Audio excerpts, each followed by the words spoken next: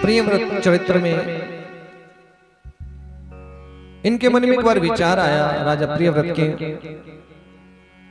मुझे संसार का अंधकार मिटाना है। देव दुर्लभ कार्य था, जो देवताओं के लिए भी मुश्किल था, वो कार्य संपन्न करना था। दिव्य रथ बनाया और उस रथ के पहियों से उस रथ को सारे संसार में भ्रमण करा दिया। रथ के पहियों से 7 लेके बनी जो 7 समुद्र हो गए। सच्चिदानंद भगवान के भसंस्थानम कृतम येन, और भूमि के विभाग करके प्राणियों की सुविधा के अनुसार रहने के स्थान सुनिश्चित कर दिए। सप्तद्वीप बने जिनका शास्त्रों में वर्णन आया, जम्बूद्वीप, पलक्ष, शालमली, कुश, कौंच, शाक और पुष्कर। इसमें ये जो जम्बूद्वीप था, यहाँ जामुन के वृक्ष लगते थे और वृक्ष की लंबाई 1 लाख योजन थी, जिस पर फल लगता था हाथी जितना। प्रियव्रत ने देव दुर्लभ कार्य किए। फिर इनके पुत्र आग्नेत्र हुए। आग्नेत्र का बेटा नाभि हुआ और नाभि के पुत्र हुए ऋषभदेव।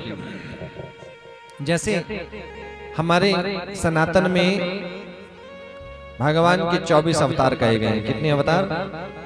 24 अवतार। तो श्रीमद् भागवत में ये ऋषभदेव जी जो हैं, भागवत में भगवान के अष्टम अवतार कहे गए कि 8वां अवतार है भगवान का, ऋषभदेव भगवान की। और ये जो जैन संस्कृति है ना, जैनी लोग हैं, जैन संस्कृति की स्थापना किसने करी? ऋषभदेव ने करी।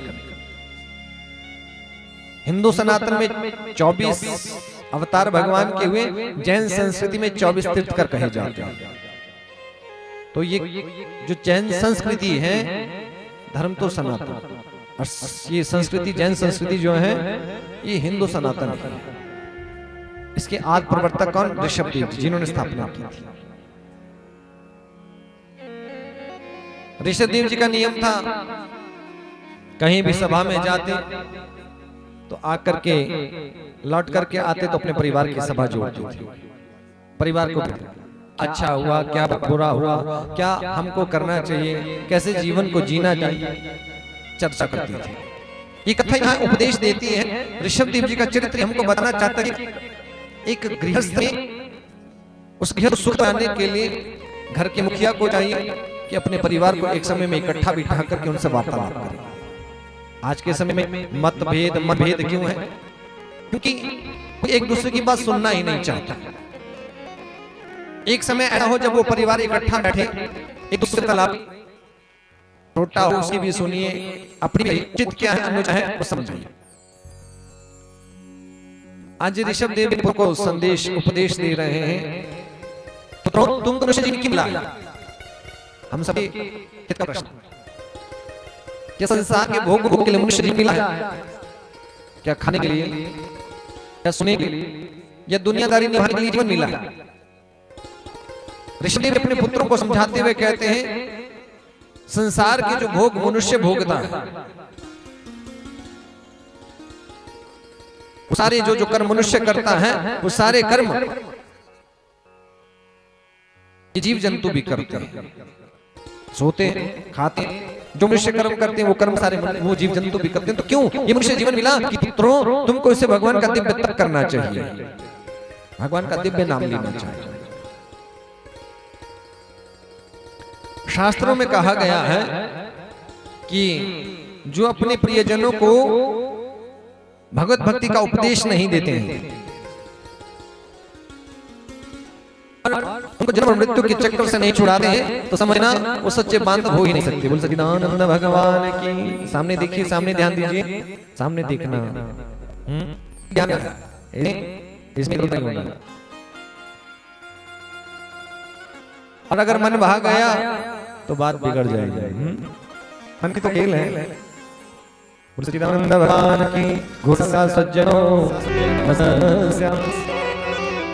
जो संबंधियों को भगवत भक्ति के लिए अगर आप अपने बच्चों को सामाजिक शिक्षा के साथ आध्यात्मिक शिक्षा दें, संपदा अपने बच्चों को नहीं बताते हैं, ना सिखाते आचरण उनके अंदर आप परिपुष्ट नहीं करते हैं, तो आप सच्चे माता पिता हैं ही नहीं। क्योंकि आपने इस लोक तक तो उसका सोचा लेकिन उसका समर्थ नहीं था। आपके माता पिता भाई बंधु सखा हो ही नहीं सकते। गुरु को गुरु नहीं कहा गया, बंधु को बंधु नहीं, बांधव को बांधव नहीं कहा है, इष्ट को इष्ट नहीं कहा गया। यदि इस संसार के से जीवन प्रयास करना है, हर सांस पे गाना है तो गाना है तो गाओ से जिसका ये संसार नहीं मिलेगा। गाना है तो गाओ से जिसका ये संसार है। ऋषभदेव जी ने अपना राजपुत्र दिया। ऋषभदेव जी के पुत्र का नाम है भरत। भरत को राजगद्दी पर अभिषिक्त कर दिया। कथा यहाँ एक बात और बताना चाहती है कि एक समय पर गृहस्थी को भी घर की जिम्मेवारियां है ना, एक अवस्था के बाद अपने बच्चों को दे देनी चाहिए। और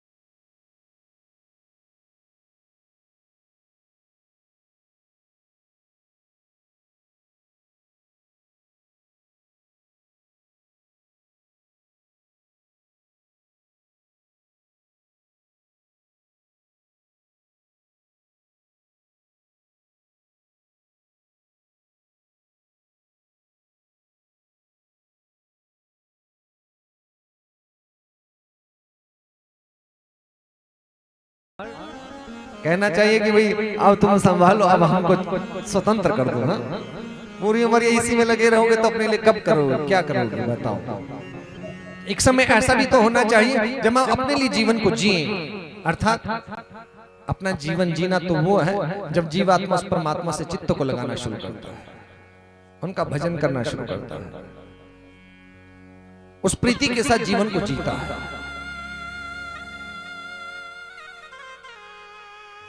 और अन्यथा ऐसा ना हुआ तो जीवन में आने का प्रयोजन ही निष्फल हो जाएगा। बोले सच्चिदानंद भगवान की। आज ऋषभदेव जी ने भी अपना राजपाट अपने पुत्र भरत को दे दिया, सब त्याग कर दिया, केवल मात्र शरीर का परिग्रह रखा और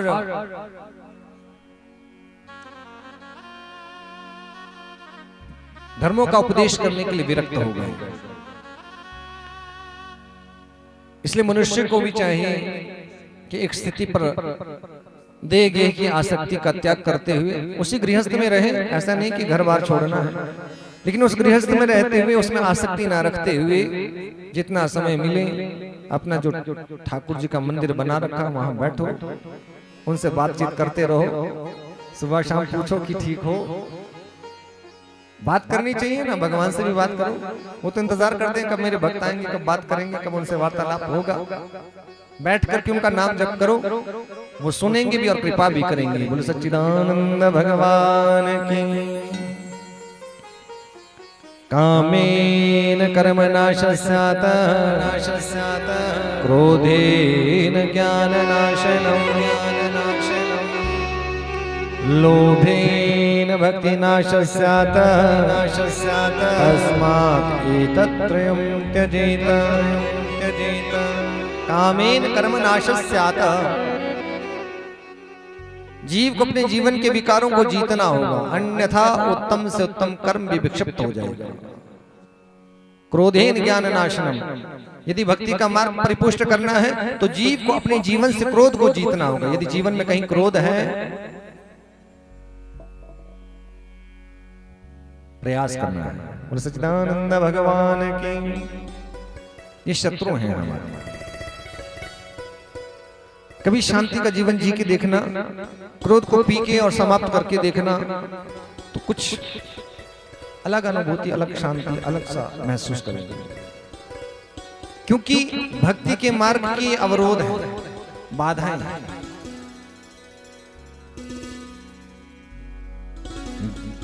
क्रोधेन ज्ञान नाशनम। भक्ति करो तो निर्मल मन से करो। निर्मल मन जन सो मोहि पावा, मोहि कपट छल छेद